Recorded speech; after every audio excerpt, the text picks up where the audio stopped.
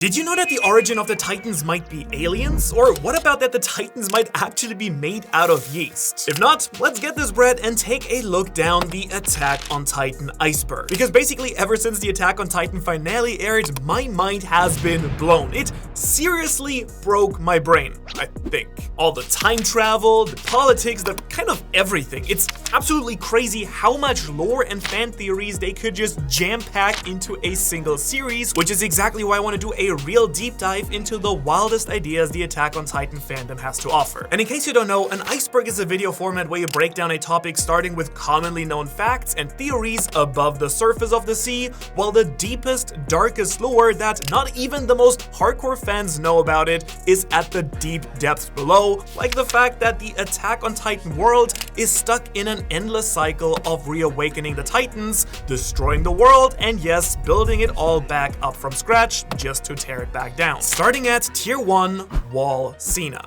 As a resident within the walls, you've lived your entire life in ignorant bliss when it comes to the outside world. Your Attack on Titan knowledge pretty much only scratches the surface. You're probably still asking yourself questions like, what's in the basement? Because this is basically the main mystery that kept people coming back for 3 seasons, and well, that and the insane violence and carnage that is. But over and over again, Attack on Titan would dangle Eren's key in front of us, kind of like a carrot on a stick, and promise us that real soon, the truth behind the Titans would finally be revealed once Eren finally makes it to his father's basement back in his hometown. And so after 3 grueling and gruesome seasons, what was the truth that Eren actually found in that basement? There are other humans out there. Well, he pretty much found out that there are actually other humans out there. The civilization inside the walls wasn't actually the last refuge of humanity that the main characters always thought it had been. Far from it. In reality, the world within the walls was an actual prison. You see, all of the characters within the series were revealed to be members of an ethnic group called Eldians, who were prosecuted due to the ability to transform into Titans, and were then forced by the nation of Marley to live on Paradise Island. 4-year season gap. Which was almost as bad of a punishment as the fans having to wait a full 4 years between seasons 1 and 2 of the anime. When season 1 of Attack on Titan released in 2013, it was an absolutely massive phenomenon. The insane brutality of the show, the crisp action animation, and its Game of Thrones-esque willingness to kill off characters made it blow up in popularity all across the globe. People literally couldn't get enough, and that was a real shame because they would have to wait for a full 4 years to get a second season. Due to a combination of factors such as studio width, small size at the time, waiting to see how popular season 1 actually was, fans of the original season were in for a torturous wait for more Attack on Titan anime content featuring awesome characters like the 9 Titan Shifters. The 9 Titan Shifters. Pretty early on in season 1 of Attack on Titan, it seemed that all was pretty much lost for Eren when he was swallowed by a Titan that looked suspiciously like Santa Claus. Luckily though, that's exactly when his own Titan shifter powers were first revealed. Unlike the hordes of mindless Titans that litter the landscapes of Paradise, Eren and the other Titan shifters actually have the power to transform back and forth between their human and their Titan forms. And each of these 9 unique Titans comes with a unique set of abilities. Eren is the Attack Titan, who's powerful in combat but also can just casually see into the future. Don't worry, a whole lot more on that later. And eventually, more and more unique Titan shifters started to show up in the show. The Colossal Titan is big and transforms with the power of a literal nuclear explosion. The Armor Titan has incredible defenses. The Female Titan could mimic the powers of other Titans by consuming their flesh. The Beast Titan has a more animalistic ape-like form and also has the throwing arm of an MLB pitcher. The Jaw Titan, I guess, bites really hard. The Card Titan carries stuff and is super handy if you don't want to hire movers, I guess. The Warhammer Titan is able to create constructs of hardened Titan flesh to use as weapons. And then finally, the Founding Titan can transform Eldians into Titans, can give commands to any Titan, and even alter all the Eldians' memories. That last one may just be a tiny little bit overpowered if you ask me. Potato Girl. but you know whose bite can compare to even the mighty bite of the Jaw Titan? The Potato Girl's Sasha Browse. During the training arc in the first few episodes of season 1, there's an absolutely iconic moment where Sasha eats a stolen potato right in the middle of training while the new recruits are being grilled by Shadis, the man with the most sunken eyes in all of anime history. This then earned Sasha the nickname of Potato Girl forever, but it also won over the hearts of audience members everywhere who were craving a bit of comic relief in this otherwise very heavy show, almost as much as Sasha craves food. Eren x Mikasa. Next, let's talk about an entire different kind of craving, the spicy kind. For many seasons, fans have shipped Eren and Mikasa together as a couple, and I guess it kind of makes sense. They're two leading characters of the show, they grew up together, they've been through extreme traumas together, but sorry shippers, you're really close, but instead of ending up together, Mikasa actually kills Eren in the end, instead of getting a happily ever after. Levi is short. And actually, from one Ackerman to another, let's move to Mikasa's distant cousin, Levi. Now, it might come to you as a shocking revelation, but it turns out that Levi is pretty short. Standing at a full 5'3", Levi is shorter than pretty much all of the squad members that serve under him, or I guess above him. Now, the author of Attack on Titan, Hajime Isayama, even confirmed that this is something that Levi is a little bit self-conscious about himself. But in my book at least, Levi's got nothing to worry about because his height doesn't stop him at all when it comes to zipping around and slicing up titans like it's his job, because I mean, it is literally his job, I guess. Horse Jean. John Kirsten looks like a horse. Now, this has got to be one of the strangest memes to ever emerge from the Attack on Titan fandom. At a few points in the series, characters such as Eren refer to Jean as a horse face due to his somewhat longer face shape. However, the internet took this and then just ran away with it. No longer was Jean just horse face. The memes took on a life of their own, turning Jean into a full-on horse. All over social media at that time, you could see face swaps between Jean and horses, or even suggestions that in an eventual adaptation, Jean would be played by a real-life horse. The armor titan is Brock Lesnar. Now, this next resemblance is a little bit more straightforward, I think. Many of the Titans are actually modeled after MMA fighters or wrestlers. The author wanted to use real fighters as references to make his action sequences feel as realistic as possible. And perhaps the most noticeable of these is the Armor Titan, who is based on the American fighter Brock Lesnar. Live-action movie. In 2015, a live-action Attack on Titan was actually released in Japan, crashing in on the hype around the entire series. And in case you're wondering, yeah, that's right, they managed to produce a whole live-action movie before the second season ever dropped. Sadly though, as is the case with most live-action adaptations of anime, it leaves a lot to be desired. After all, trying to make a standalone movie out of several volumes of manga meant making huge diversions from the actual source material, like killing off Jean of all people. You know, one of the very few characters who actually somehow did make it to the end of the actual series. First the horse thing, now this. I mean, poor guy just really can't catch a break, it seems. Ackerman Awakening. Why is it that Levi and Mikasa, the two most badass characters in the entire series, also happen to both be Ackermans? Well, it actually comes down to their bloodline and something called Ackerman Awakening. Originally, the Ackerman clan was a lineage of warriors who protected the Eldian king. They were actually subjected to experiments that made them into the ultimate warriors. And by awakening their powers, they're able to tap into the combat experience of all the Ackermans who actually came before them as well. And it's these insane combat abilities that let them go toe-to-toe with actual titans, even though they can't transform into titans themselves. And while originally the Ackermans were created to be protectors of Eldia's king, they actually disagreed with King Fritz's plan to erase the memories of all the Eldians, partly because they were immune to this ability of the founding titan themselves. And so eventually they turned against King Fritz and were persecuted for that. And this resulted in Levi, Mikasa, and Kenny being the only three remaining Ackermans to survive to the current storyline. The Euthanasia Plan.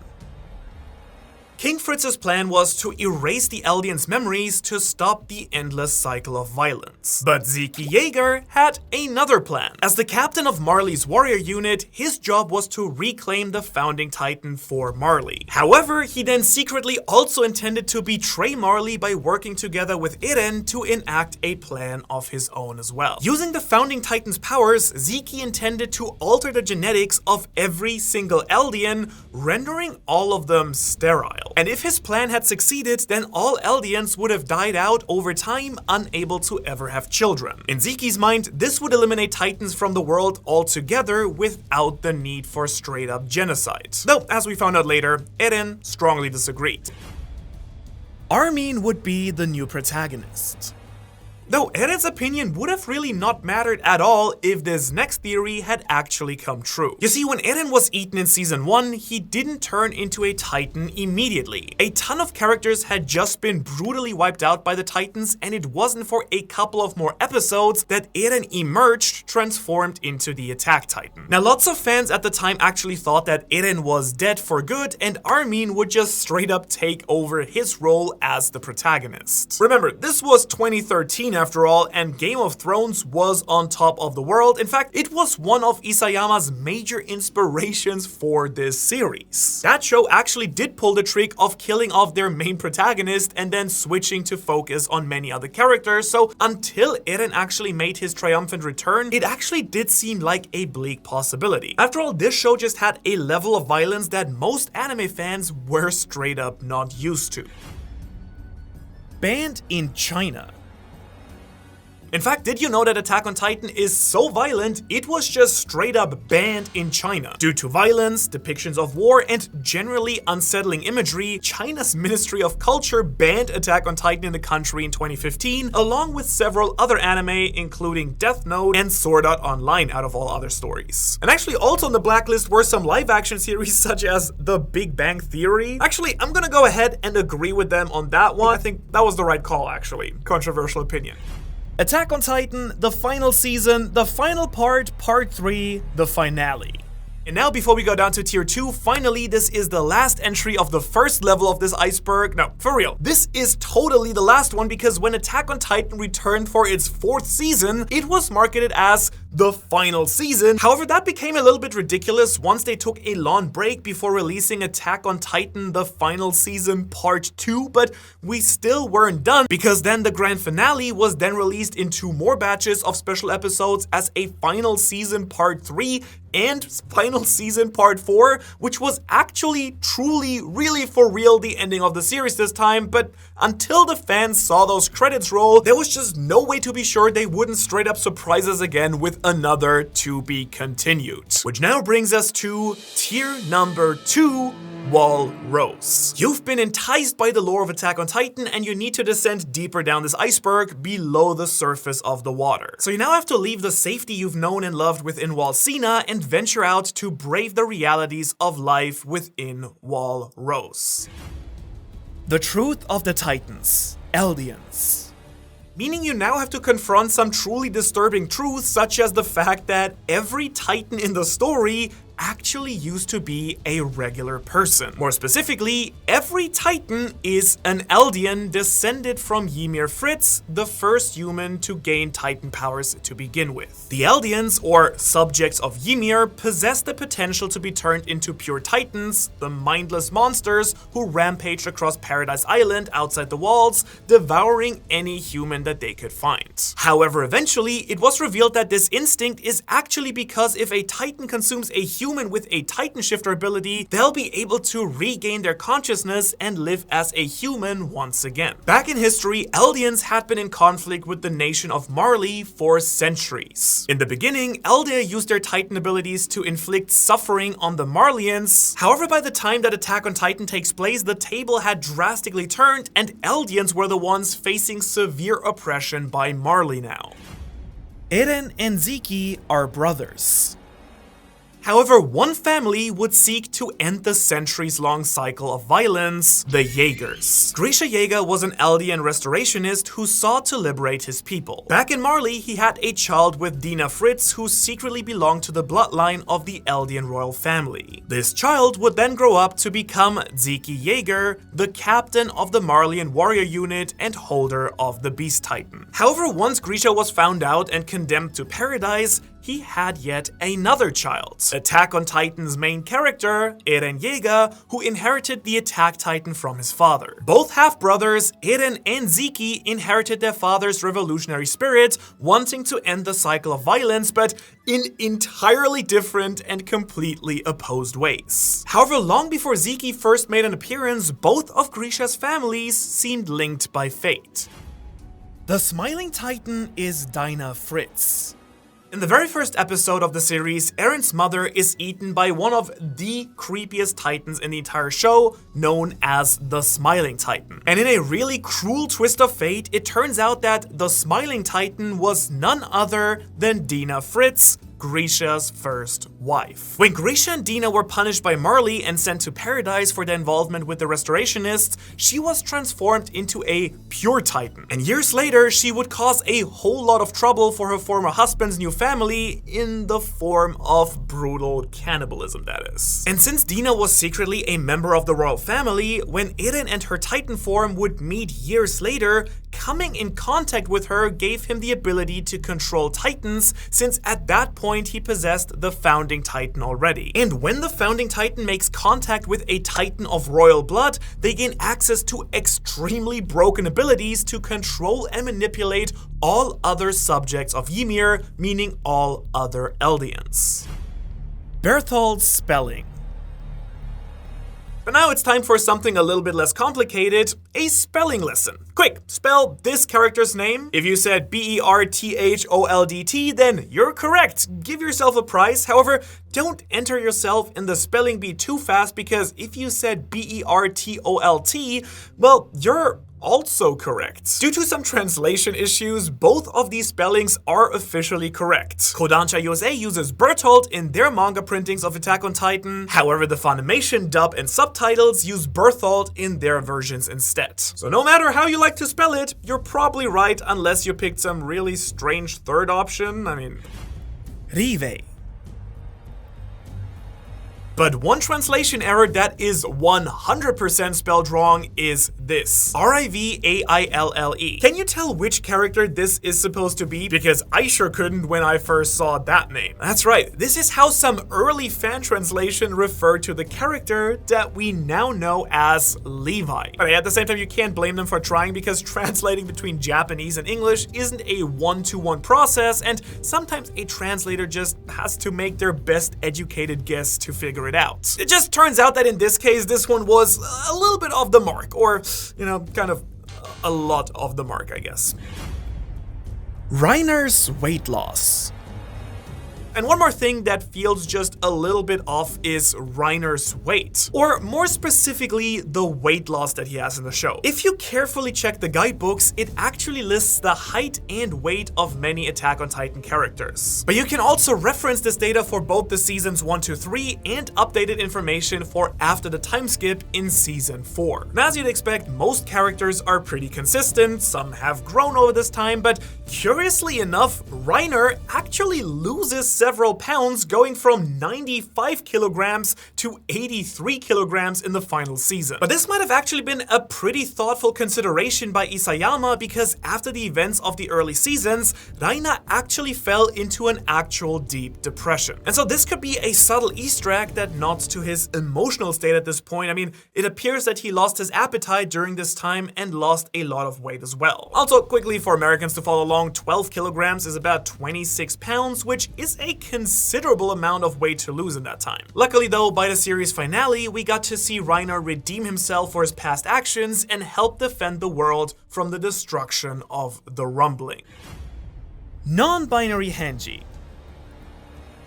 And actually showing the effects of mental health isn't the only place where Isayama has included some representation into the series. Because Attack on Titan also includes a prominent character who is non-binary and gender fluid. I'm of course talking about the absolute legend Zoe Henji, the 14th commander of the Survey Corps. Now some translations have understandably used feminine pronouns for Henji, but Isayama himself has actually made it clear that he will not confirm a specific gender or identity for this specific character. And on top of that, some editors of the series have gone on record saying that Isayama instructed them to use gender-neutral pronouns for Henji, and that if they must use masculine or feminine pronouns, to use them equally. The original ending. Attack on Titan has one of the most controversial endings of all time, to say the least. And it's extremely bleak too, but likely it would have been nothing compared to Isayama's original ending that he had in mind. Now we don't have a lot of specifics on what the original ending might have been, but the author has stated that his story heavily diverged from some of his original plans. One thing that Isayama has shared though is that in his original plans, everyone would have died. I mean, he had already a lot of characters dying all throughout the series, but apparently he got a little bit too attached to some of them along the way and only had Eren annihilate like 80% of the world instead of, you know, everyone. So thank you. How merciful of Isayama for that one. Eren's dream.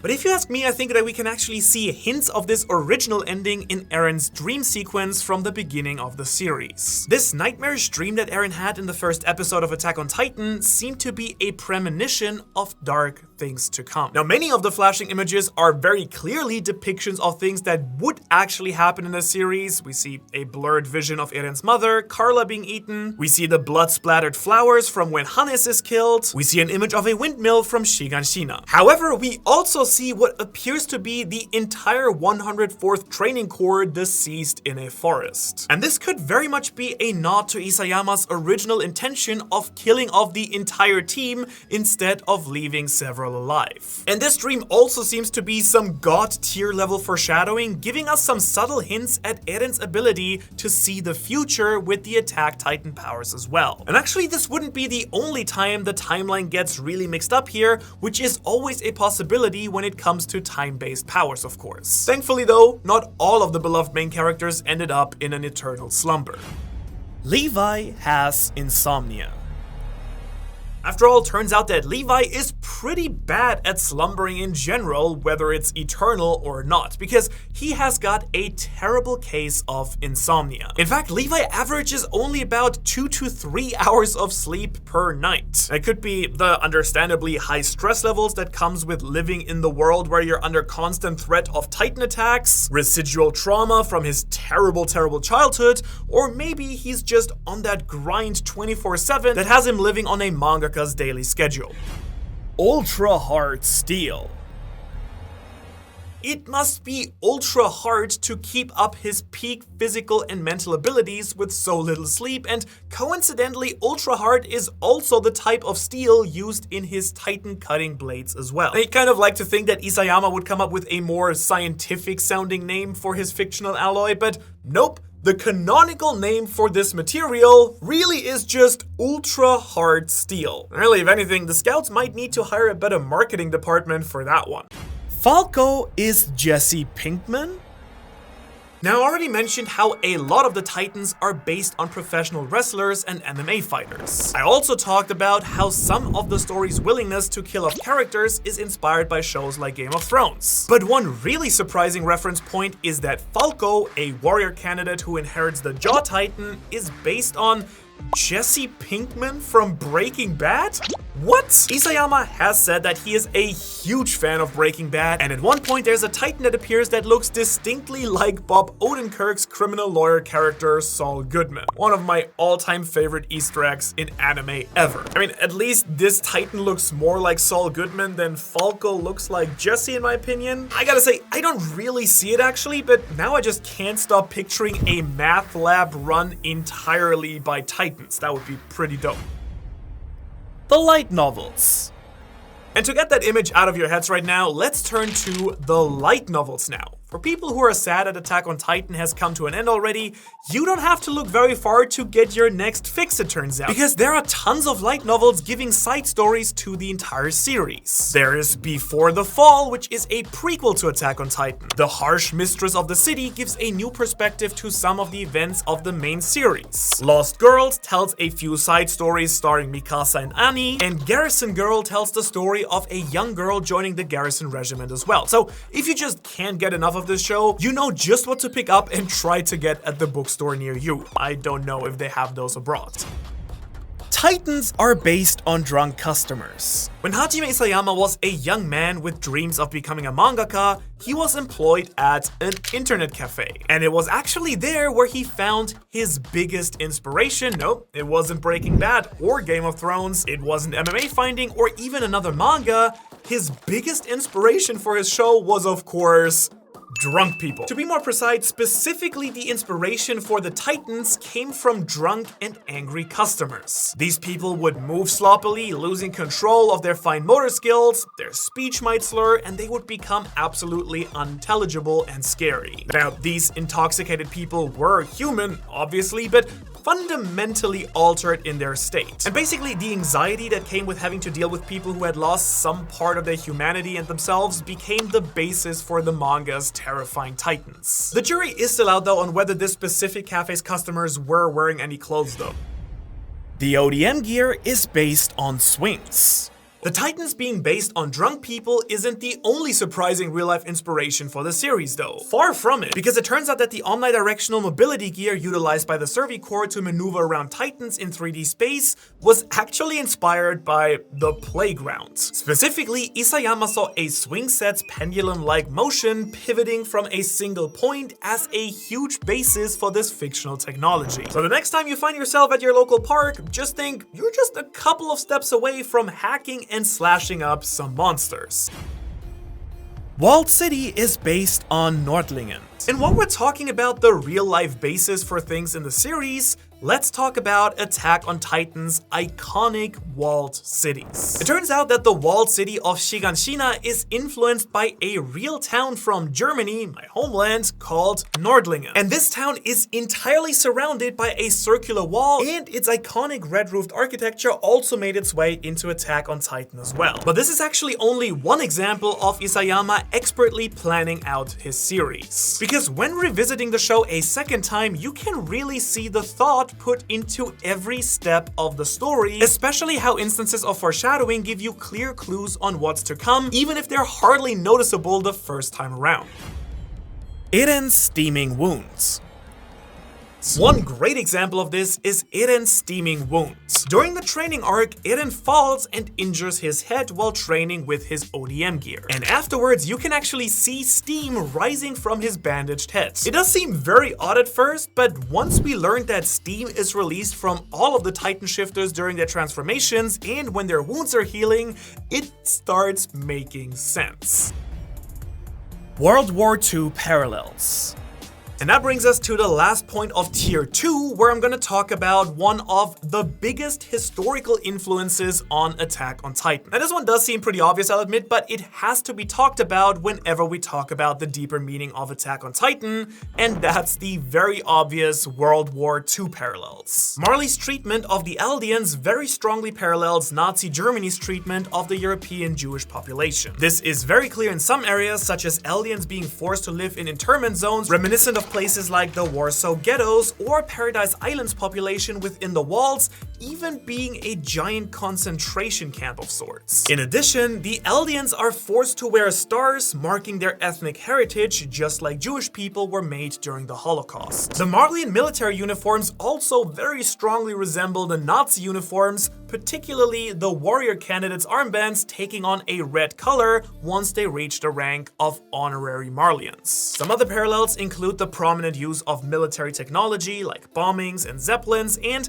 the colossal Titan acting like basically a nuclear bomb. Moreover, Eren's villainous turn in Season 4 and the rise of the Jaegerists also somewhat mirror the rise of European fascism. In fact, this turn marked some of the most politically controversial elements of the series, with Eren, the member member of an oppressed group reacting by embarking on a genocidal campaign of his own. But with that out of the way, it is now time for Tier 3 Wall Maria. As you descend deeper and deeper into the ocean, you feel yourself needing more Attack on Titan lore. You can't be satisfied with Wall Rose because you're still stuck behind walls. You need to know the truth, so you head towards Wall Maria and find that Wall Rose and all of the walls are actually made of Titans.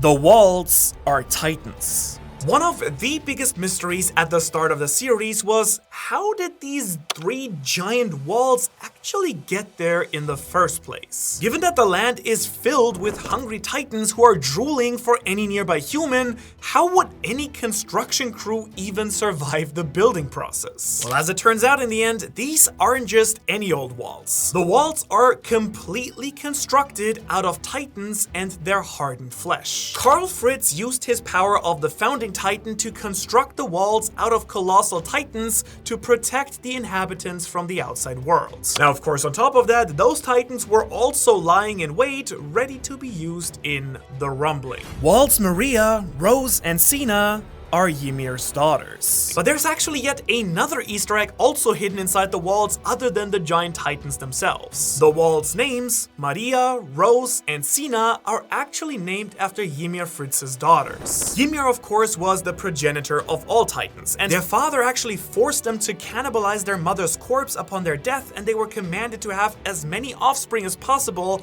to spread the titan powers. And when Karl Fritz created his kingdom within the walls, he named the 3 walls that protected the Eldians after the 3 original inheritors of the Titan powers. Devil of all Earth. An old Eldian myth told that Ymir's Titan powers came from a deal that she made with a being called the Devil of all Earth. As for how she actually got those powers, that comes later, but the nation of Marley perpetuated the myth that a deal with the devil granted Eldians the power to become Titans. And this story is why many Marleyans refer to Eldians as children of the devil. According to Marleyan propaganda, a great hero named Helos slayed the Devil of all Earth during the Great Titan War, leading to Marley's oppressive treatment of the Eldians afterwards. Gabi Hate. Gabi Brown, a warrior candidate and cousin of Reiner, was introduced in Season 4 and became one of the most hated characters in all of Attack on Titan. Why? Well, because she committed the great sin of killing the fandom's much beloved Sasha. To be fair, this death was wholly unexpected. No one expected Sasha to die when she did, especially to a child instead of a monstrous Titan himself. In reality though, Gabi's actually a great example of the story's main themes being put on full display in Season 4. Since her birth, Gabi has been surrounded by Marleyan propaganda. She has internalized the hateful beliefs that she was taught to the point of hating her own people, the Eldians, specifically the ones living on Paradise Island. She has basically been trained her entire life as a warrior candidate to kill the enemy without any remorse. Now, after her time on Paradise, especially while spending time in hiding, being cared for by Sasha's parents in a really dark twist of fate, she recognizes that she was lied to about the people of the island. Instead, she rises up to stand against Eren's genocidal plans, wanting to protect the people of the world, whether they be on Paradise, Marley, or really anywhere else. Sasha's original death.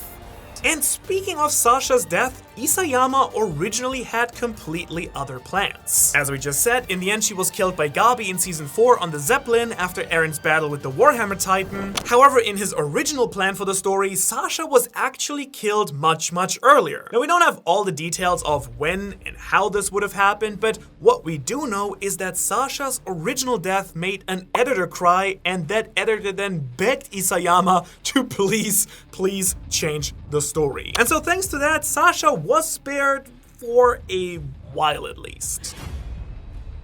Oliver Peak.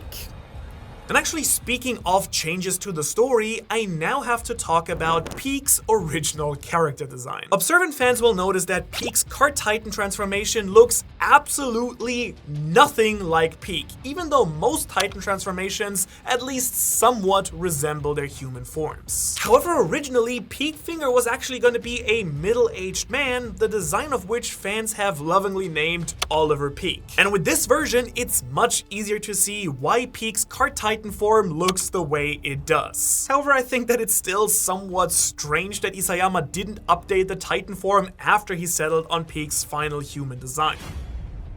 Eren x Historia. Time for yet another fanship matchup. But this time, it's not Eren and Mikasa that fans thought would end up together, it's Eren and Historia. After all, when they touch, sparks fly, literally. And by sparks flying, I mean the entire future flooded into Eren's mind at once, forever shattering his psyche and sending him down a road to meet a cruel fate of violence and genocide. How romantic. Now, this matchup was probably fans reading into these characters developing relationships in the later seasons. I mean, the two don't appear to have romantic feelings for each other at all, but they do have a close friendship pinned upon admiration and mutual respect. Armin is the narrator. Armin isn't just Eren's and Mikasa's bestie. He's also not just the wielder of the Colossal Titan. On top of it all, Armin has the distinction of getting to narrate the entire series. But this fact has also led to its own assortment of really creative fan theories. Firstly, if he's telling the story, presumably from the future, doesn't that mean that Armin would survive until the end of the series? Many fans have just brushed off Armin's near-death experiences throughout the series since he just had to survive if he's telling us the story in the first place, right? However, was Armin being the narrator just a creative choice to separate us further from Eren's inner thoughts, especially with his dark turn in season 4? Or was it actually a hint from Isayama that Eren wouldn't survive to the end of the series, and that's why Armin had to narrate the series instead? Mikasa's scarf is black? A central part of Mikasa's character design is her scarf, which she almost always has been seen wearing. As you probably know, Eren gave it to her as a child, and it's representative of their close bond. Even now, you can probably picture it, right? Long, flowing, and black. Wait, black? I could have sworn that it was red. Well, either way, you're right. In the anime, the scarf is depicted as red, but in the original manga, covers that featured Mikasa always colored the scarf as black. This change to a more eye-catching red was suggested by the anime team though, and Isayama approved the alteration for the production, which I think was a pretty good choice. Why do Titans have intestines? There are so many questions that fans could ask about the deep lore of the series and the nature of Titans, but one very pressing scientific question is this: why do Titans have intestines? As we do learn in the story, Titans get most of their energy from sunlight, and they don't actually need to eat in order to survive. They eat people just for fun, not really for sustenance. Yet during the training arc, when the recruits take a class all about Titans, they learn all about Titan physiology. They learn about their vulnerable nape on their neck, but curiously, via a Titan diagram, we can actually see that Titans do have intestines that serve no purpose because they don't actually have a digestive process. Is it just so Isayama can draw gruesome pictures of their gut spilling out? Actually, you know what? Saying it out loud, yeah, that actually checks out. Ymir, the first Titan. But yeah, how did Titans and all their strange physical characteristics get there to begin with? To figure that out, we have to go all the way back to Ymir Fritz, the very first Titan. Around 2,000 years prior to the beginning of the story, Ymir was a rural villager whose home was attacked by the Eldians. And after she gained the power of the Titans, she was made a slave and concubine to King Fritz, the ruler of the Eldians. Using the power of the Titans, he then started building up his empire. She is the progenitor of every single subject of Ymir, and in Eldian legend, the reality of her harsh existence was completely erased. She's kind of thought of as a mythical queen, but the truth is that her life was a tragedy lived in complete subservience to King Fritz. And through the paths, Ymir remains connected to all other Eldians, all of her descendants. Iron Bamboo. Ultrahard Steel wasn't always a thing, as cool as the name is. It took a serious feat of metalwork to create blades that were capable of actually damaging any Titan. In the Before the Fall prequel to Attack on Titan, it's shown that before Ultrahard Steel was developed, the Scouts' disposable blades were made of a substance called iron bamboo, which does sound like a super convenient building material if you ask me.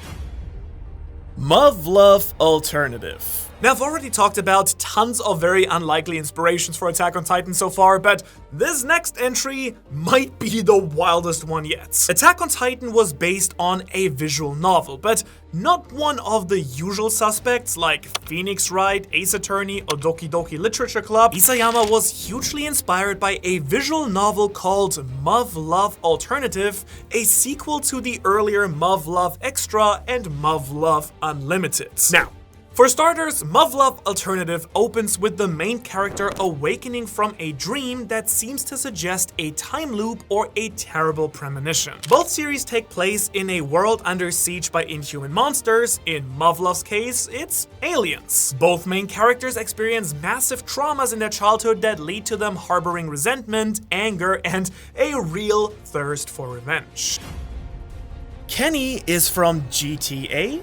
But that's not the only video game that Isayama took cues from, because it turns out that Kenny Ackerman is based on a Grand Theft Auto character out of all things, because his character design is based on the character Trevor Phillips from GTA 5. And I guess even now at least we know that despite a mangaka's insanely busy schedule, Isayama is able to make some time to be an epic gamer as well, it seems. Stage play cancellation. Now, I've already mentioned a live-action adaptation, but it doesn't get any more live-action than live theater. We almost had the opportunity to go see an Attack on Titan stage play that would have featured Titan fighting action on an actual stage. However, this production was tragically cut short before it ever premiered, when one of the acrobatic performers lost their life in a tragic accident. ODM Gear is also based on Spider-Man, and this seems to be a somewhat unfortunate trend for a lot of theatrical shows that involve flying wire action. I mean, the Broadway Spider-Man musical was also cancelled due to several performers' injuries, among other factors as well. And when you think about it, this is especially ironic because the ODM gear that the Scouts use, in addition to being based on the mechanics of a playground swing, like I discussed earlier, is actually partly inspired by, yes, actually Spider-Man. You know, the way that Spider-Man uses his web slinging to swing around Manhattan is extremely similar to how the Scouts will use their gear to maneuver around the Titans. And if this shows us anything, it's this. Don't try this at home, kids, because these are some actually really dangerous stunts. Attack on Titan commercials. I don't always want to buy a Subaru, but when I do, it's when it's being sold to me by a colossal titan. Attack on Titan, as any popular anime, has its own fair share of advertising crossovers. They've sold razors, skincare products, energy drinks, and a lot more. But one of the strangest examples of Attack on Titan being used to sell merchandise was a 2014 Subaru commercial featuring some fearsome titans. And hey, if titans were real, you would definitely want a fast car to get as far away from them as possible, so what better choice than a Subaru, a car brand known worldwide for its unmatched horsepower. Annie, Bertholdt, and Reiner foreshadowing. Some of the biggest reveals in the series were finding that the Titan shifters that had been attacking the civilization within the walls were actually undercover members of the Survey Corps. Especially shocking was Reiner's totally nonchalant way of revealing it, essentially in the background of all the other action happening. The thing is, for very eagle-eyed viewers, there were actually hints all along that subtly foreshadowed this huge plot twist. When Eren is first describing witnessing the colossal and armored titans, the screen actually pans over to Reiner and Bertholdt, respectively. When the female titan is attacking, part of the scout strategy is to cover their faces with hoods because they've noticed that the titan won't attack if she can't confirm the identity of the victim. However, Reiner reveals himself to the female titan right away when he confronts her. During the titan attack on Utgard Castle, just before Ymir transforms into the Jaw Titan to save the day, Bertholdt looks as though he's about to bite his hand, which then of course would turn him into the Colossal Titan and save himself, alongside with probably blowing up everyone else there. Good thing Ymir was around. And these are just a few of Isayama's hidden pieces of foreshadowing that totally reward a second watch or read-through.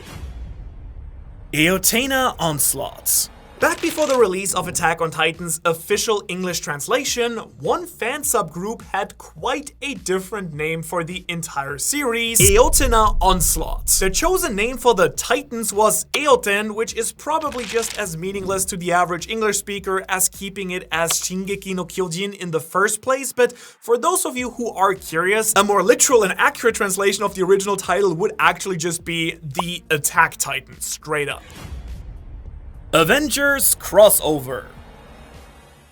Now, Attack on Titan has actually had a Marvel crossover as well. The one-shot Attack on Avengers saw the famous Marvel Comics team fighting a horde of titans that emerged from the sea to attack Manhattan. Meaning that for a whole 8 glorious pages, we see Spider-Man, Iron Man, and other members of the Avengers take on the Titans, including appearances from the Colossal and Armored Titan as well. Really, this crossover just goes to show how much Attack on Titan exploded in popularity in the West and was a huge part of bringing anime as a whole much further into the mainstream culture of the US in particular. Last I checked, there still was no word though on which actor will be cast to play Eren Yeager in the Phase 7 of the MCU though. Fauna Variety. Earlier I mentioned that Titans don't need to eat people in order to survive. In fact, they don't need to eat anything at all. And that makes it especially weird when we think about the diversity of the fauna outside of the walls. Since Titans don't hunt animals at all and humans can't go hunting for meat outside of the walls, the biodiversity of Paradise Island should theoretically be absolutely flourishing. There are giant plants like we see in the Titan forest, but there are relatively few wild animals out there. Now, as we do know, there is plenty of livestock within the walls, but most of the animals that we see outside are just basically deer. So it's really surprising that natural predators like wolves or bears haven't increased to take part in the all-you-can-eat deer buffet that is Paradise Island. I mean, the realistic answer is that Isayama wasn't really concerned with balancing the island's biosphere, but it's pretty odd when you really think about it. Ymir knows what a monkey is.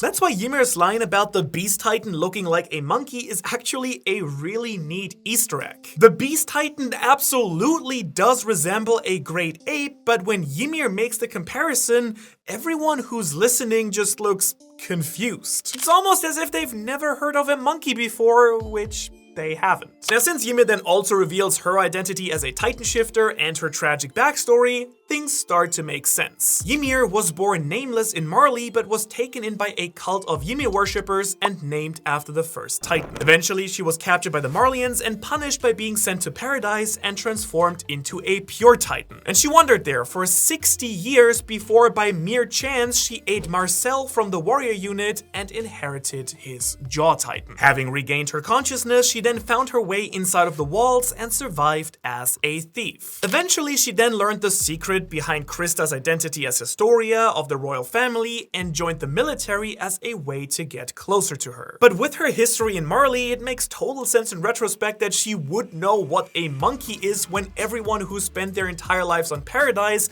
would have never even heard of one. Because you can't find a single monkey in Paradise, everywhere from within the walls and outside all the way to tier number 4, the sea. As you descend deeper and deeper into the iceberg of Attack on Titan facts, theories, and lore, you exit the ignorance of the world within the walls until finally you set your eyes onto the glimmering sea. And you know that in its depths, you will get right to the source.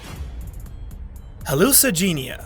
The source of all living matter, the hallucigenia. Despite Marley thinking Ymir's Titan powers came from a deal with the actual devil, it actually came from making contact with a being called the source of all living matter. But maybe the most shocking thing about this mysterious entity is that it's actually based on a real-life creature in our real world. The hallucigenia is a creature that we know about through fossils from the Cambrian Age. It actually belongs to a class of creatures called lobopods or lobopodians. And its name comes from its strange, almost psychedelic shape, and it crawled upon the ocean floors 500 million years ago. One thing's for certain, the real hallucigenia was much smaller than the version that we see during the finale of Attack on Titan.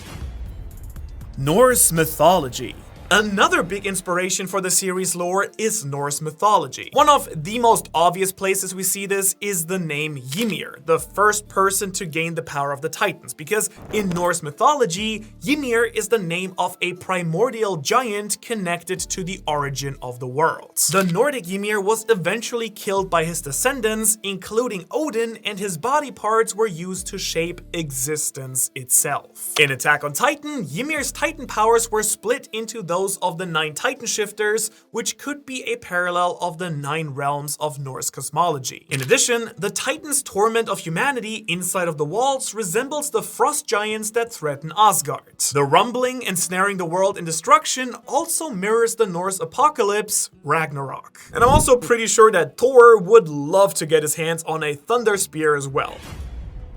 Eren can control birds. Then yet another connection to Norse mythology comes through Odin, the Norse god who often has ravens depicted with him. In Norse myth, Odin only has one eye, but he can see through the eyes of these birds. Now, after Eren gains the power of the founding Titan, his connection to the source of all living matter seems to give him a link to birds in addition to being able to connect to every Eldian as well. It's a little bit unclear though, I will say, how much of his connection to these birds is more of an artistic metaphor or if controlling birds has literally become part of his powers now. Which I guess would be pretty badass, though also incredibly random. The finale of the series also seems to hint that Eren either turned into a bird himself or was reincarnated as one. Early in the series, Eren promised that he would fix Mikasa's scarf over and over and over again. And after his death, a mysterious bird comes and rewraps her scarf, suggesting that this bird is fulfilling Eren's promise. Levi x Mikasa. Sorry to all Eren and Mikasa shippers though, he is dead and she's certainly not marrying a bird. Because obviously the correct Mikasa ship is, Tumblr has gone too far once again. Listen, I get that Levi and Mikasa are both like the strongest people in the Survey Corps, but they're like cousins, bro. Now, real ones know that the true matchup is Mikasa and Jean anyways, because they probably, might have actually gotten married in the story. At least the guy that she's with in the end looks more like Jean than anyone else that we've seen in the entire manga.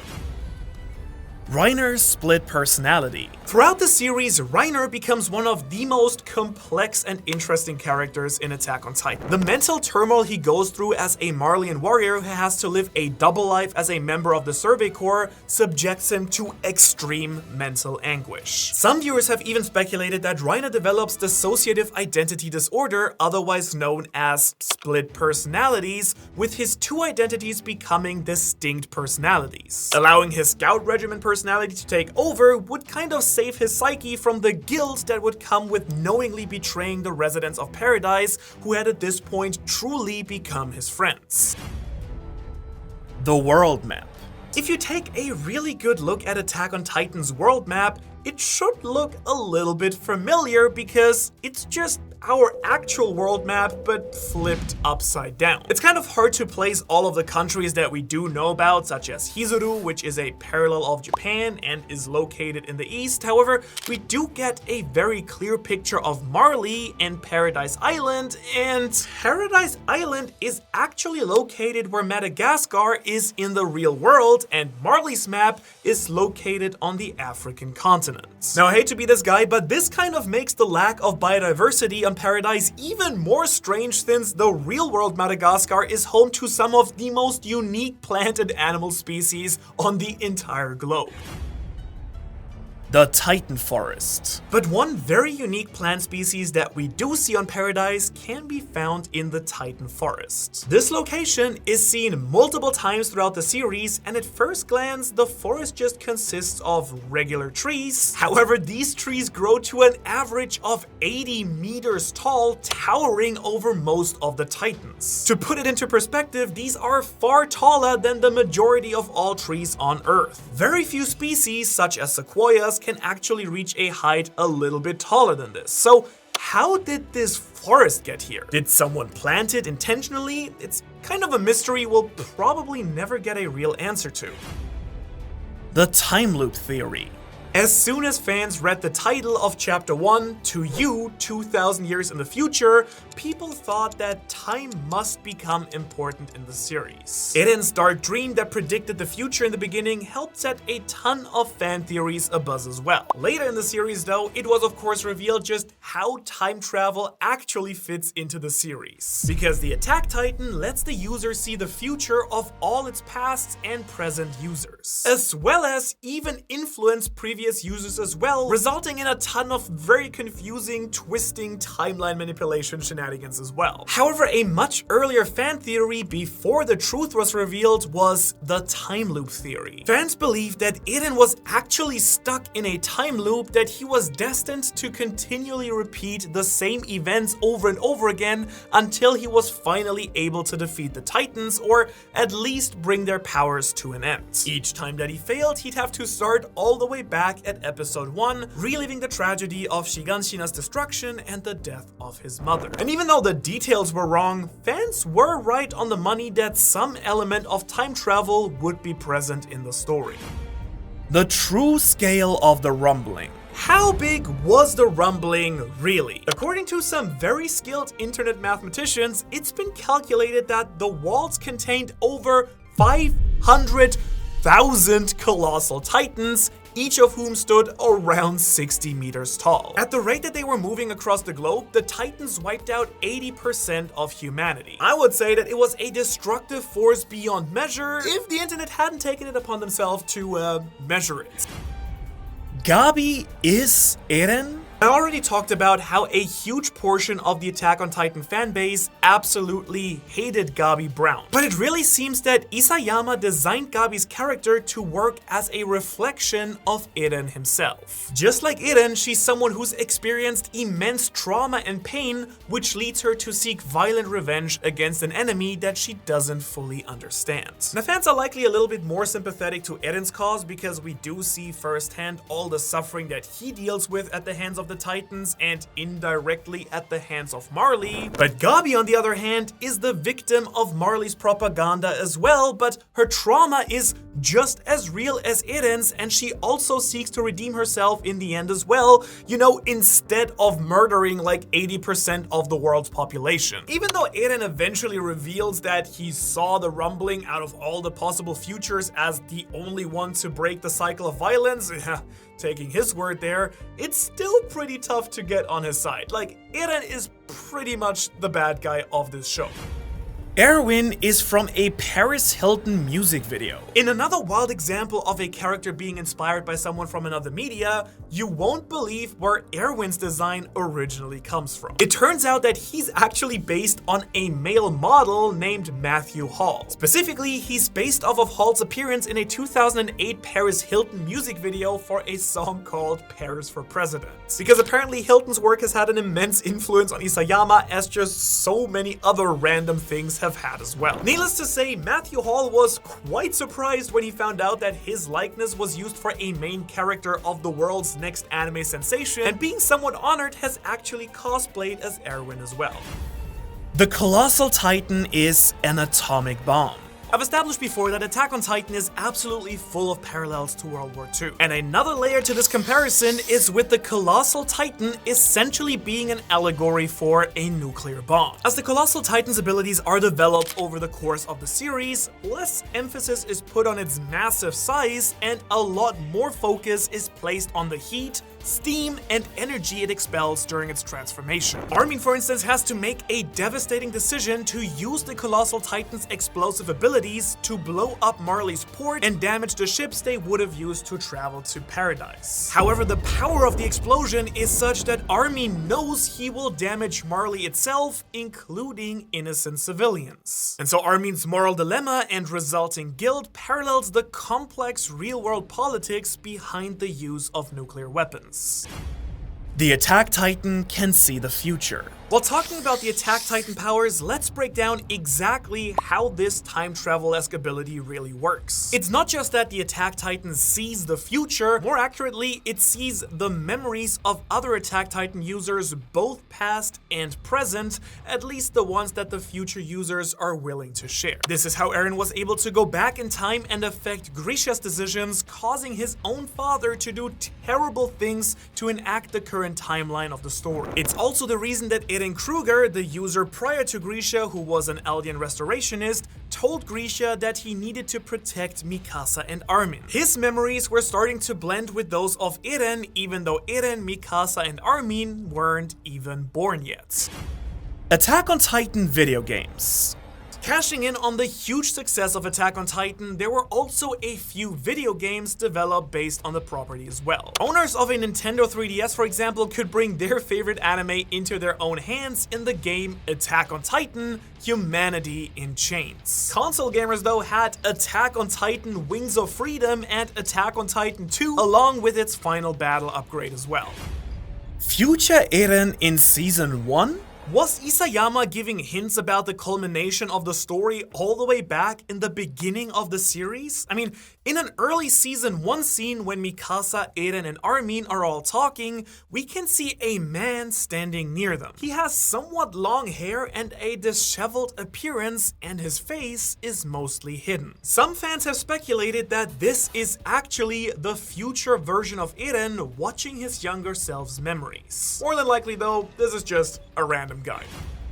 Grisha created the Titans in a lab. One of the most popular fan theories in the early days of Attack on Titan was that Grisha was actually the creator of the Titans. This was, of course, long before we learned the actual truth behind the Titans, the Shifters, or even the existence of Marley beyond the sea. But for this early theory, there were a couple of clues that people did have. First, there was a dark, big secret that Grisha kept in Eren's basement, and there are never good things in the basement. Secondly, there was a peculiar flashback in which Grisha injected Eren with a mysterious serum that seemed to result in his Titan transformation ability. And with these two clues together, it was abundantly clear that Grisha had some deeper knowledge of the Titans and their origins. And so many fans assumed that Grisha was the creator of the Titans in the first place, and that they were actually some sort of science experiment gone horribly wrong, with Eren's ability to become a Titan that kept control of its consciousness being Grisha's answer to fighting back against the monsters that he's created. Now, of course, none of this came true, but it was a really appealing guess at the truth behind everything this early on in the story.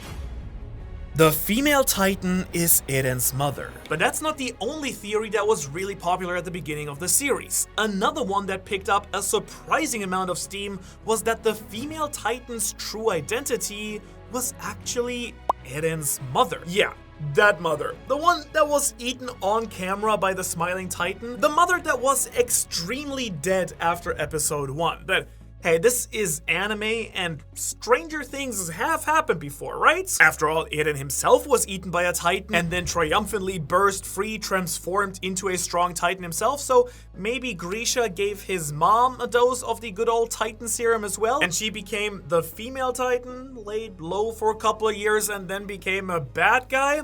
Okay, this one was less likely than Grisha creating the Titans, but I'll still award some points for effort here. Eren recognizes the Crystal Caverns. In yet another excellent example of foreshadowing, Isayama hints at Eren's Attack Titan future sight abilities before the major reveal later on. When Eren is chained up in the Crystal Cavern, he comments that the place looks familiar. However, at the time, he's just so disoriented that the audience was just able to write this off as him being confused. Later on, though, when he sees Grisha's memories of being there and he himself convinces his father to eat the members of the royal family, it all makes sense. Eren recognizes the Crystal Cavern because he has seen it before through the memories he's inherited from Grisha. One Titan to eat them all. But before we move on to tier level 5, there is one more great fan theory from the golden age of Attack on Titan, which is the idea of how Titans would be eliminated from the world. Since there are 9 different Titan shifters, and the way to inherit the powers was to consume someone who possessed one of the abilities, some fans thought that a logical way to resolve the cycle would be for one person to consume all 9 of the different Titans. It's said that if a Titan shifter dies a natural death without being consumed by another Titan, then the powers will be passed along to another random Eldian. However, if they seal themselves away within hardened Titan flesh, perhaps the powers would be locked away with that person forever. However, the very limited lifespan of a Titan shifter would poke a hole in this plan, assuming they'd still eventually die when locking themselves away in that manner. Tier 5. Marley. In descending to the murky depths of this iceberg, you have learned untold lore, theories about Attack on Titan that you've never imagined, but beyond the sea, there's still a whole new unknown world out there. A world called Marley that is strange and unfamiliar and filled with truly insane theories like Akatsuki no Requiem. This is the name of Season 3's ending song, which was performed by Linked Horizon. However, it's also a popular fan theory for how the series would end based on clues from the song's lyrics. Now, the main idea for this theory comes from Isayama saying that his original idea for the ending was something more reminiscent of Stephen King's The Mist movie adaptation as well. If you're unfamiliar with The Mist, it's bleak to say the least. Basically, while the protagonist and his family are surrounded by monsters, he takes the lives of all his family members, only for the story to take a cruel, ironic twist when the military shows up at the last minute and saves the day, making his sacrifice absolutely meaningless. And I think it's easy to see a parallel here with the sacrifices that Eren has made in the Rumbling, and one of the main features of the Akatsuki no Requiem theory would have featured the Rumbling taking out not 80% of the world, but 100%, with Eren being the only survivor. Yes, it would break the cycle of violence, but at the cost of just about everything. Post-Apocalyptic Earth. Here's another fan theory that's even more out of this world, or actually, I guess I should say it's in this world, because some fans speculate that Attack on Titan actually takes place in a post-apocalyptic version of Earth. The main piece of evidence for this one is the world map, which, as I already mentioned, is just a real world's map kind of flipped upside down. And since all of the same land masses are present, maybe it occurred on a future version of Earth where North and South are reversed within geography. Another thought behind this theory is that it's so far in advance and Titans have caused so much destruction that the remains of our modern civilization have all been completely wiped out, and what we see is the remains that were built up afterwards. However, at the end of the series, we actually do get to see a civilization grow that adopts technology that looks a lot more similar to our real world. The neck vein theory. Well, everybody, my expert shipping scientists have finally figured it out. In the everlasting battle between whether to ship Eren with Mikasa or Historia, we have finally reached a conclusion. In one specific panel, when Eren looks directly at Mikasa, Isayama draws him with an extremely pronounced neck vein. Clearly, his heart is racing when he lays eyes upon Mikasa, causing blood to course through his neck, which is, as everyone knows, a clear indication of true love. The Shining Eyes theory. So wait, what's this? I've just received a conflicting report because in chapter 130 of the manga, Historia tells Eren that she's thinking of having a child, and when she does so, her eyes are drawn in a shining, shimmering style, and clearly, this is the look in a character's eyes when they are extremely in love, as everyone knows, so, I suppose we'll never figure out who to ship Eren with after all. The Yeast Titans. Those romantic theories are a little bit far-fetched anyway, so let's get back to a more realistic and believable theory like this one. The Titans are made of yeast. No, I'm not talking about the Beast Titan, I'm talking about the Yeast Titan, which I guess means the Titans are actually just a few convenient steps away from becoming delicious loaves of bread. Let's look at the facts here. Number 1, when yeast ferments, it generates heat and gas, just like the steam that's released from the Titans. UV rays enhance the productivity of yeast, and as I also mentioned, the Titans are pretty much solar powered. When Hange kicks a dead Titan's head, they comment that it's surprisingly light. Well, yeast, as you know, also causes a bread dough's volume to expand, not its mass, which is why bread is so nice, fluffy, and light. Now I want to have some bread. Now, admittedly, I don't know how fluffy Titans are other than the Beast Titan, but why does this yeast theory actually make surprisingly much sense, I guess? Golden ratio peak. We're gonna do even more math to definitely prove once and for all that Peak Finger is Attack on Titan's best girl. Sorry to Mikasa, Historia, and Annie, and the others, but the internet has determined that Peak is the best mathematically. After all, it turns out that her figure completely perfectly adheres to the golden ratio. Fibonacci would be very proud of Isayama's art here.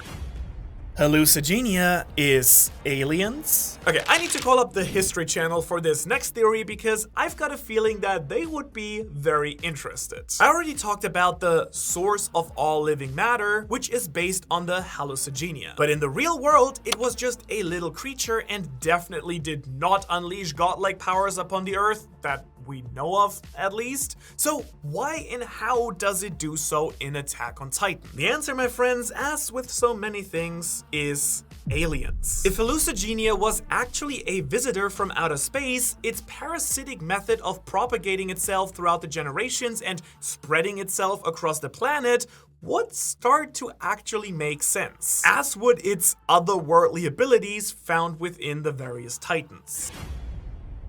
Gabi is based on Tsubaki. Just like so many characters that I've mentioned already, Gabi also has a very surprising origin. But no, she's not based on a video game character or a random male model.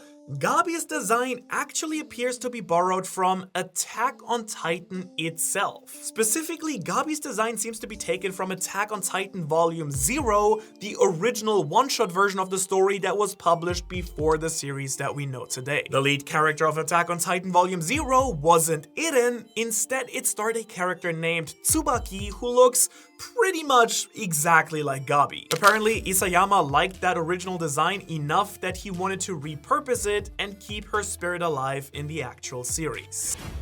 Annie always had a crush on Armin. In season 4, a very unlikely romance starts developing between Annie and Armin, out of all people. Armin often visits and speaks to Annie, who is encased within her crystal cocoon. Unbeknownst to Armin though, Annie can actually hear him from within this suspended state, and over the 4 years that she's inside the crystal, they develop feelings for one another. However, one fan theory suggests that Annie always had a crush on Armin long before the time skip. The two share a few panels together in the early part of the series, but going as far as to say that they were crushing on each other does seem a little bit like a stretch looking at them now. Eren's Turkish name. Break out the dictionary, it's time for yet another Ultrahard spelling lesson. For a large portion of the audience, they're probably used to seeing the name Eren spelled A-A-R-O-N, or even A-R-I-N, or maybe the feminine version E-R-I-N. However, Eren's name has actually a completely different word origin than all of these names. Eren's spelling E-R-E-N actually comes from Turkish, and it means saint or holy man. Meanwhile, as a German, Jäger or Jäger is a German surname which just means hunter. Clearly, Isayama put some thoughts into his naming schemes, with Jäger making total sense for someone who hunts down titans, and the saint part fitting for a character who gains incredible powers but also makes decisions on behalf of the whole human race.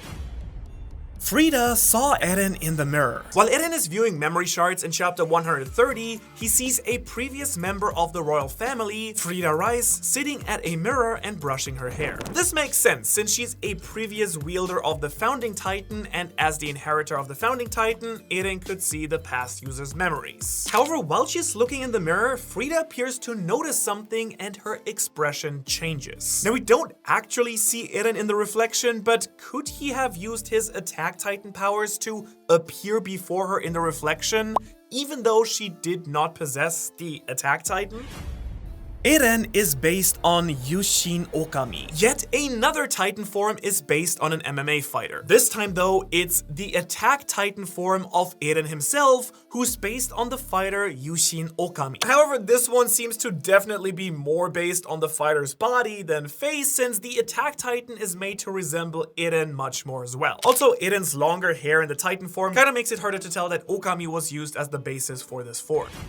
Armin's parents were killed by the military police. Armin's desire to see the outside world is actually inherited from his parents. In chapter 15, he mentions that his parents were killed in an effort to retake Wall Maria. However, a later character encyclopedia actually contradicts this. The reality behind Armin's parents' death is a lot more complicated, it turns out. The two worked as mechanics and actually built a hot air balloon in an attempt to explore the world beyond the walls. However, before they managed this, their balloon was shot down and they were killed by the military police, whose goals were to protect the secrets of the walls, of course. Which is pretty messed up, honestly. Universal Studio. Have you ever wished that Attack on Titan was real? I mean, I hope not, that would be terrible, but the closest you could get was an attraction at Universal Studios Japan, where you could go on a virtual roller coaster meant to simulate some high-flying Titan fight action. Honestly, I would argue that this doesn't really seem like a responsible thing to bring your kids to, because they would probably be scared and scarred for life. There was actually also an Attack on Titan themed restaurant, and I'm a little frightened to know what they served there. Hopefully it was a lot of potato themed dishes and no people themed dishes.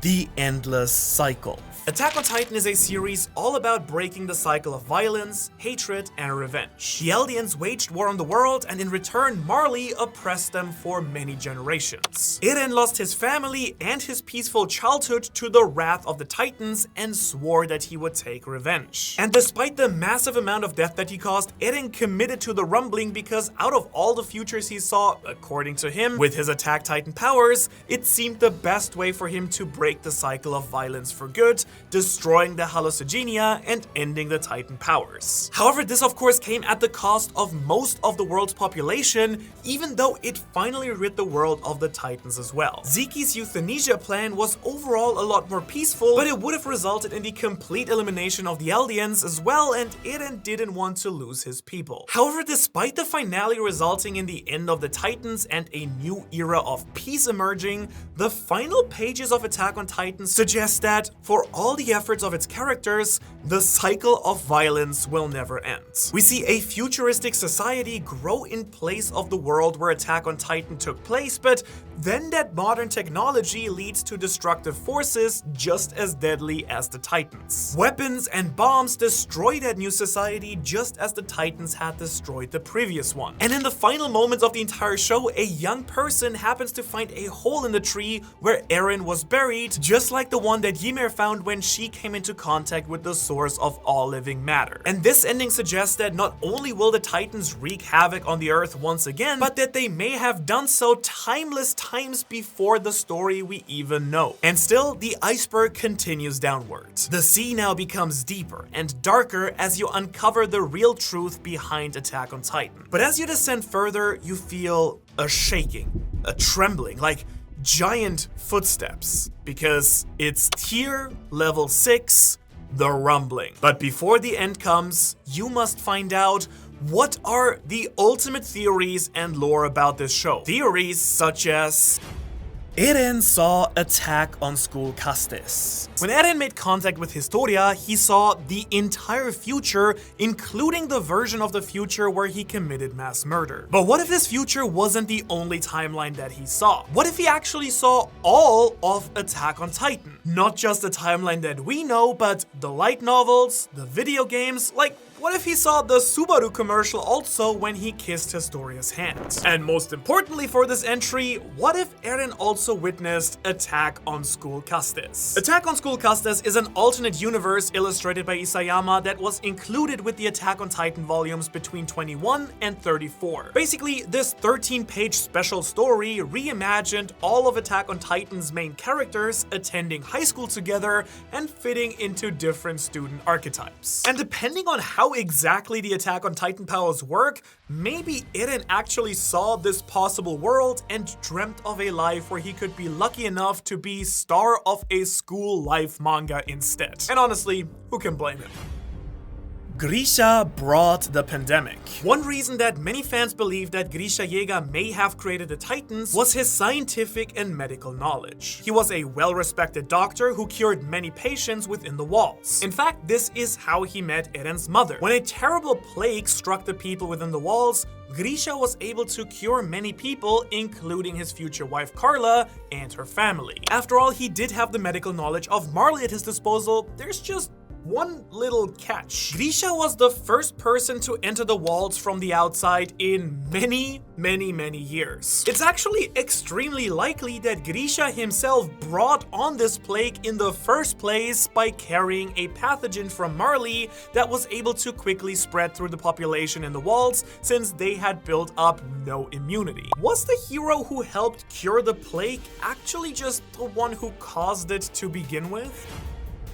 The Kichiro Moto theory. Early on in the Attack on Titan fandom, there were a ton more theories that look completely unhinged in retrospect, and it's so much fun. One of the most popular of these was posted to a Tumblr blog called SNK Conspiracy Theories, which featured user-submitted theories about the truth behind Shingeki no Kyojin. The Kichiro Moto theory, however, posted itself not as a fan theory, but as a leaked ending which was 100% fake. According to this theory, the Titans were originally created by an evil scientist called Dr. Kichiro Moto, and the secret that waited in the basement was actually a vaccine to cure the Titans. However, as we all know now, there is no character in the series called Kichiro Moto, so the entire theory was just made up from scratch. Who thought we could not trust the internet?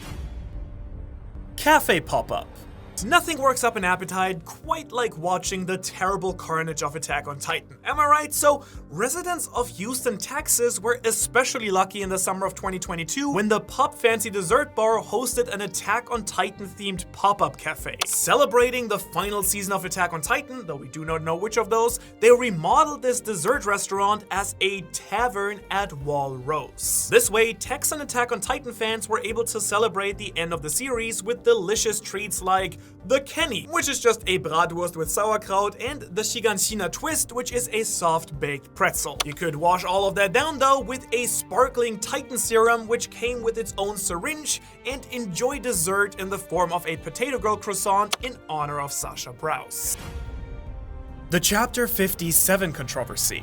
Chapter 57 of Attack on Titan actually led to some serious controversy for the editorial staff. In this chapter, a character is reading a document that at first glance appears to just be in a gibberish made-up language. However, if you flip the text upside down, it's actually a secret message that is written in messy katakana characters. And as much as I'd love to tell you what the message said, well, I don't want this video to get demonetized, so let's just ignore that. After the publication of the chapter, Isayama and his editors needed to issue a public apology with a promise to not let any other dirty hidden messages get through again.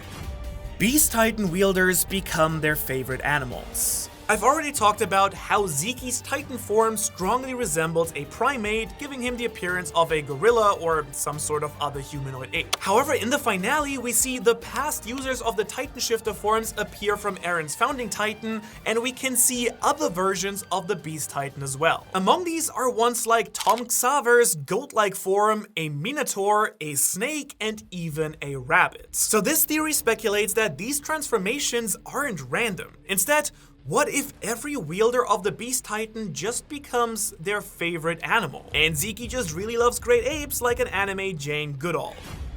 Riko became a Jaegerist. Riko Brzezinska is a member of the garrison unit who was on Team Execute Eren after his Titan shifting ability was discovered. She was also one of the lone survivors of the battle to reclaim the Trust District. After that though, Riko kind of faded into the background by some presumed dead and never to be seen again, or so you might have thought. However, it appears that in a much later panel, someone strongly resembling Riko with her trademark circular glasses can be seen as as a member of the Jägerists. Originally, she wanted to kill Eren, but she really did a 180 by the end and decided to uphold him as a fascist leader instead.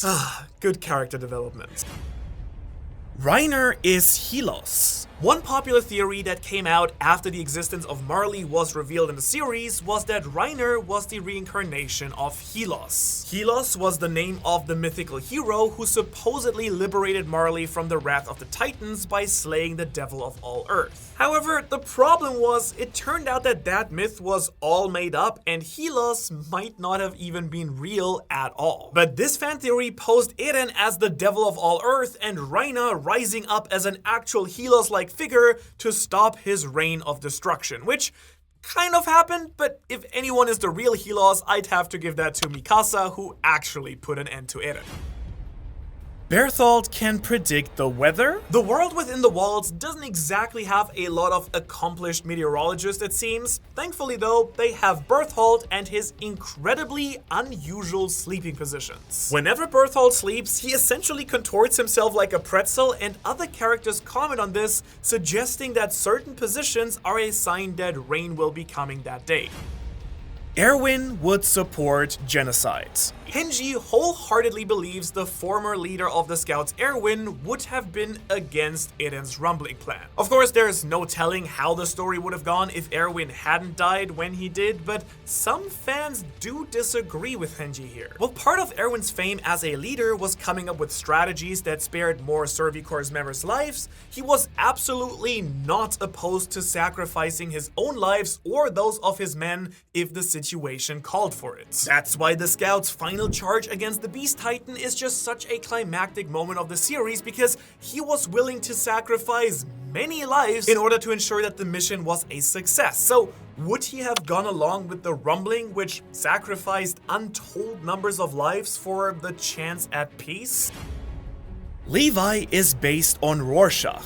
In yet another surprising character inspiration, Levi Ackerman was inspired by Rorschach from Alan Moore's Watchmen comics. Now, we'll say the similarities are less apparent on the surface, but let's look at a few comparisons here. They both like to wear white neckwear. Both are somewhat short. Rorschach has an obsession with filth, while Levi is obsessed with cleanliness. Also, they're both predisposed to incredible violence. Now, if only Levi dressed like an old-timey detective, that would really make that more obvious, I think. Hallucigenia is a Lovecraftian entity. I've already mentioned that the Hallucigenia might be an alien, but this theory takes a different approach to thinking about where the source of all living matter actually comes from. This theory suggests that the originator of the Titans is a Lovecraftian entity, some kind of eldritch horror or elder gods. Moreover, it takes it one step further and suggests that the reason for it perpetuating violence across the ages is because it literally feeds on all of the death and bloodshed that the Titans create throughout the world. Eren killed his mother. The traumatic moment that set off the entire series was, of course, when Eren witnessed his own mother being devoured by the Smiling Titan. However, this moment would have taken a whole new gruesome twist once we learned the reality behind Eren's powers. Originally, the Smiling Titan, or Dina Fritz as I covered earlier, was walking towards Bertholdt. But through his access to all the timelines, Eren knew that Bertholdt being alive was absolutely necessary to set the rest of the series events in motion. And therefore, he actually used his founding Titan powers to lead the Smiling Titan towards, yes, his own mother. This ensured not only that Bertholdt would remain alive, but that his younger self would be motivated down the path of revenge as well. In other words, future Eren didn't just manipulate his own father, he manipulated himself. You wake up. Was it all a dream or a premonition of things to come? Was the entire Attack on Titan iceberg right now just speculation, or did you truly uncover the truth behind Isayama's manga masterpiece? What is there to do next now that you've wrung all the serotonin you possibly can out of Attack on Titan? Read it again? Live the same loop of enjoying or hating Attack on Titan over and over again? Or will you set your eyes on a new series and uncover the dark theories and truths behind Jujutsu Kaisen in yet another iceberg video right here? Thanks so much for watching. As you can hear, my voice is pretty much gone, but this was fun to do, and I will hopefully see you in the next one.